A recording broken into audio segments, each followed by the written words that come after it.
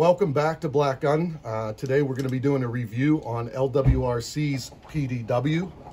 As in most of the tutorials that we do, we're going to do a little bit of range time. We're going to run this thing through some drills, and then we're going to go back to the shop and talk about the product.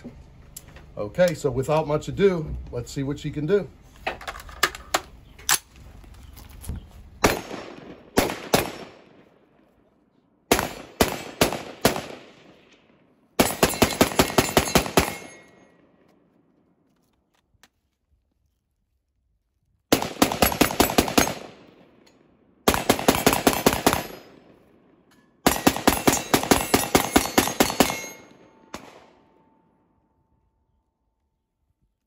The weapon definitely works for what it is designed to do.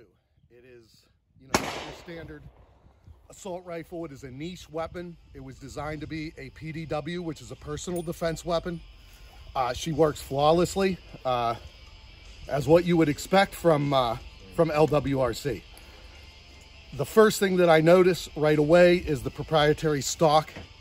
It's a little smaller than what the standard stock would be, so you really have to squeeze in to get a good line of sight. But in order to make it a PDW, we really had to shave off a little bit of inches, both in the rear and in the front. I believe this barrel it's definitely under 10 inches. I believe it's like 8.7 inches.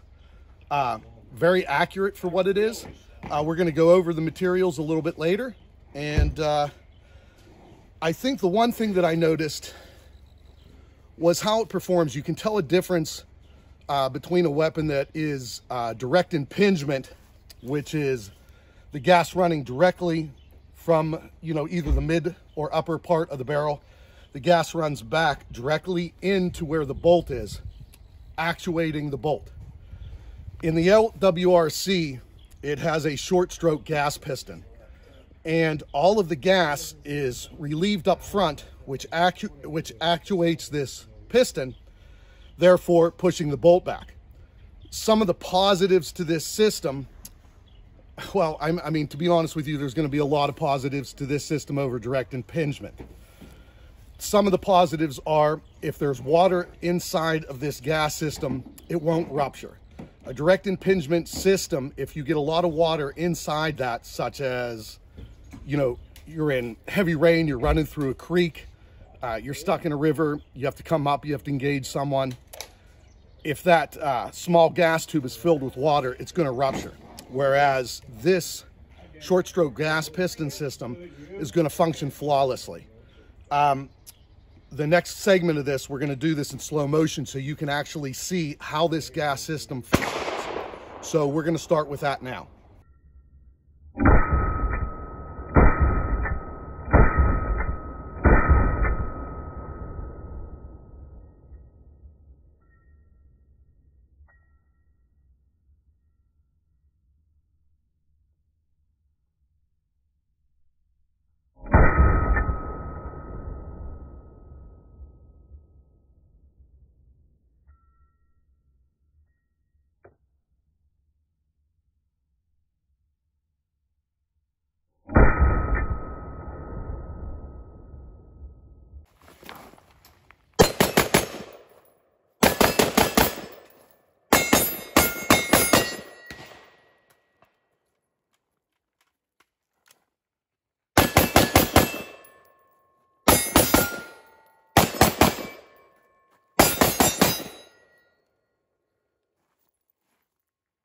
Okay, well, to put it into some kind of perspective, this gun is definitely designed 100% for close quarter battle. Now, you know, I'm operating this close iron to try to simulate, you know, what this weapon would be ultimately used for. It's going to be, how should I say this? I would say that like presidential or executive security, where you have a lot of officers or agents in a compressed area, like a vehicle. The individuals that are attacking their target is going to be ultra close. They're going to have to move, they're going to have to operate, and they're going to have to lay down a massive amount of suppression fire. This gun, I think, is going to be perfect for that. But there's like one major deficit. It's going to be the noise. This gun is rude. It is extraordinarily loud, and if you don't have ear protection, you're going to blow out, you're blowing out your eardrum. So in an executive situation, does the weapon have power? Yeah. Is the weapon compact enough? Yes. Is it going to fulfill its role? I believe that it will. The only issue that you're going to have is noise. I mean, are these individuals always going to have earplugs in? You know, it's just one of those issues. You put a silencer or a suppressor on this weapon, you're going to detract from what it was ultimately designed for, and that was for an extremely compact and powerful weapon. You put the suppressor on, you're going to add an extra 6 inches, and then you're back into, a different type of weapon or a different style of weapon. So, you know, I don't think that it's the fault of LWRC. I mean, it's very difficult to design, you know, a weapon that has all the components that you need. You know, I'm just trying to pinpoint, you know, one of the issues that I would see with officers or agents using this weapon in that particular, for that particular mode. All right, guys, so we're back at the shop, and as promised, we're going to get into the nuts and bolts of the LWRC PDW. The first thing that I want to do before we disassemble the weapon is take off the aim point that I used, make things a little bit easier for us. So we will disassemble this, put this off to the side. Now, as I had said earlier, the disassembly of this is going to be slightly modified because of the design and function of the buffer tube and bolt. It's substantially smaller, so even though, you know, the weapon is, the bolt's closed on the weapon, there's still just a little bit of the guts of the buffer and the buffer spring inside the buffer tube. So we just can't pop the one pin. We have to pop both pins and do it simultaneously. And in order to do that, we're going to have to pull out the stock, push this one in a little bit. This one's going to be a little bit rough, so I'm going to have to use something here in order to assist me in pushing it in. So I'll probably use the back of this screwdriver here just to pop it a little bit. And to be honest with you, I just think that it's just generally a little stiff because the weapon's brand new, and the Cerakote, the Cerakote's offering a little bit of resistance. So I think that, once this broke in a little bit, you're going to have a lot less resistance. So we get the 2 pins out. I'm going to try to bring this up to the camera here to show you.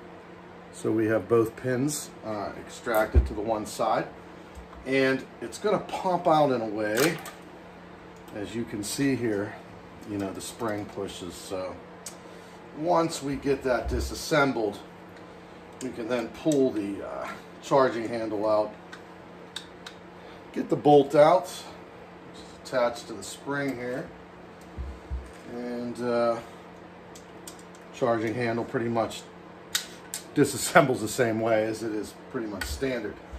But now that we have it disassembled and you see exactly how you have to disassemble it, everything else is pretty easy, pretty simple, pretty much standard AR disassembly and cleaning.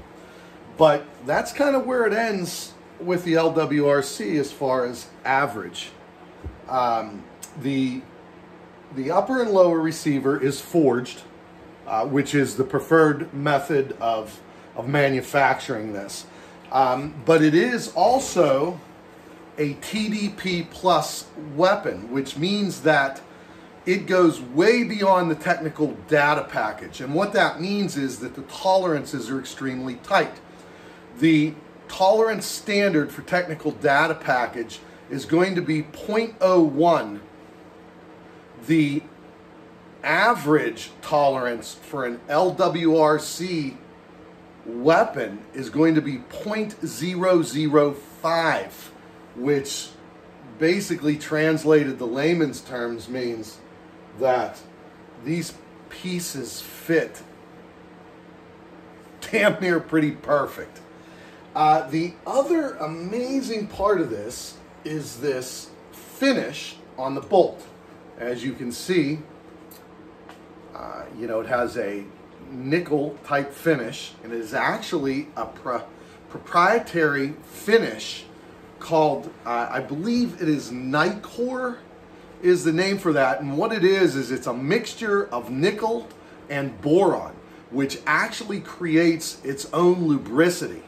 It is also the same type of material that they use inside of their barrels, which, mind you, is far more accurate and lasts a lot longer than the standard GI chrome line bore.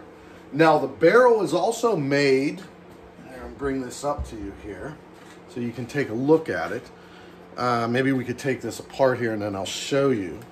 But it is a particular type of steel alloy called 41V45. Now, listen, whatever that means is way beyond my expertise, but from what I have found out from one of the engineers down at LWRC is that this particular steel alloy is extremely durable. And put that and marry that to that new Nicor finish in the inside, that nickel alloy coating, or, you know, which is half nickel and half boron. It makes for a, you know, a pretty impressive barrel. The other thing that they do is, you know, cold hammer forge. You know, a lot of companies do that, but they have a particular, a particular process. And what my understanding is that the way that they, or the tooling that they use, takes out any tooling marks inside the barrel. It's a lengthy process.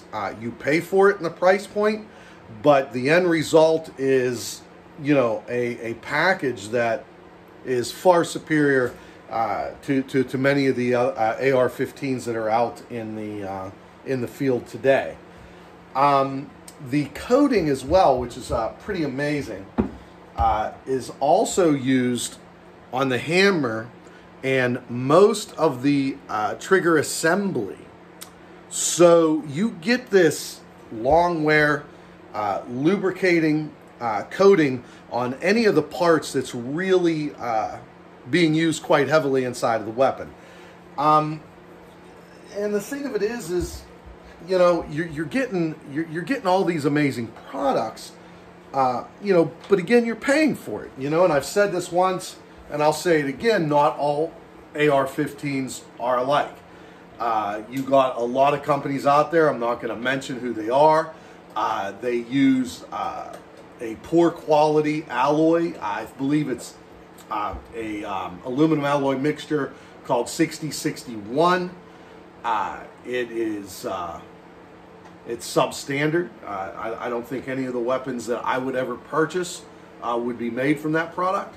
LWRC is not one of those companies. You get what you pay for. Understand all of these amazing features that you get in this weapon, including the monolithic upper, this proprietary short stroke gas system, which we did the slow motion video so you could see exactly how that functions. Comes at a cost, you know. I mean, you can't buy champagne on a beer budget. So, you know that if you're going to go out and get one of these weapons, you know, you're paying anywhere between $2,100 and $2,400 out the door, and that's just for the weapon. But when it comes to quality, you're really getting it here. Would I use this weapon? Absolutely. Would I rely on this weapon with my life? Absolutely. I think LWRC is probably one of the best manufacturers out there. In the top tier, I would definitely put LWRC with Lewis Machine and Tool. The tolerances would match Daniel Defense. You know, I know that they have a lot of military contracts as well, and I know a lot of special ops guys love them. The other feature that I forgot to mention, you know, since we have it disassembled here, is your ambidextrous charging handle. And understand that LWRC does not farm any of this out. These are all proprietary pieces that they make themselves. So the quality stands. You know, they're not going to farm out any equipment and then put their name on it. Another thing that I noticed, and it has to do with the top forging of the upper. A lot of companies will place either a keyhole, let me see here, right in the back, okay, or a number or a stamp, and that'll show exactly who made the forging. There's nothing here. And I think that LWRC did that on purpose to show that, in fact, these are their proprietary uppers and lowers. The sights, you know, we didn't really discuss the sights because we didn't use them, but LWRC also makes their own sights. And I'm going to tell you something, just by looking at them, and I don't have any experience using them because I'm always using, you know, some type of optic or another, but you can tell that even the sights themselves are made with precision, amazing quality, including the upper piece here as well on top of the chart or the grip handle. With that said, you know, let's put the gun back together so everybody can see how, you know, how simple it is, or should I say how different it is. When we put on the top cover here, just make sure that you screw in these bolts or the fasteners evenly, so you don't have an issue if you're using you know, some type of sight or something way up top. You want everything to remain back to zero, so just make sure that, you know, when you you know, assemble this top assembly, that, you know, the bolts are put in or screwed in simultaneously. As far as assembly or reassembly is concerned, the charging handle goes in the same. You know, make sure that your bolt face is pushed out, and we will place it in here, push it in, make sure we get in here, and then see we have, you know, the spring attached, and this is where, you know, things get a little different. So you'll take the upper and the lower, get your spring in there, line up your pinholes. You know what, I really don't think that putting in one or the other first is going to matter. And make sure the pins are set. You can rack the weapon, check your selector switch, make sure everything works, and that's pretty much it. 1, 2, 3, that would be the only difference. With that said, I mean, I hope this you know, gave you whatever information. It helped you make a purchase. It helped you make a decision for your department, or help you make a decision whether you wanted this for home defense. You know, in closing, I'm going to say that LWRC makes a top grade AR-15 platform. I really don't think that you could find anything better. I think there are equals out there, don't get me wrong, because I'm sure there's a lot of Daniel Defense lovers. I'm also a Daniel Defense lover. Lewis Machine and Tool. You know, I've said this on many videos. You know, you got to stick with the team that you like. But comparing, you know, LWRC with Daniel Defense or Lewis Machine and Tool, they're all top grade weapons. I really don't think you can go wrong with them. So, you know, but when it comes to this LWRC, would I make the purchase? Yes. Do I think the quality is there? Yes. Do I think that their proprietary parts are just absolutely amazing, and the engineers solve problems? They weren't a solution looking for a problem, but they actually solved real life problems in the AR platform. Yes, I think that to be. Do I think that this satisfies all the requirements of what a PDW should be? 100%. Do I think that the machining is amazing? Yes, I do. But remember, you know, in close, you get what you pay for. Okay, you cannot go to a store and spend $700 or $600 on an AR-15 and think that you have a top grade AR-15. You're going to go in, if you want the cheap seats, you're going to get the economy. If you want the top grade stuff that all the operators and the military personnel and top SWAT units are using, you're going to pay the price, and this is what you're going to end up getting. So, with that said, thank you very much for tuning in, and look forward to doing the next video.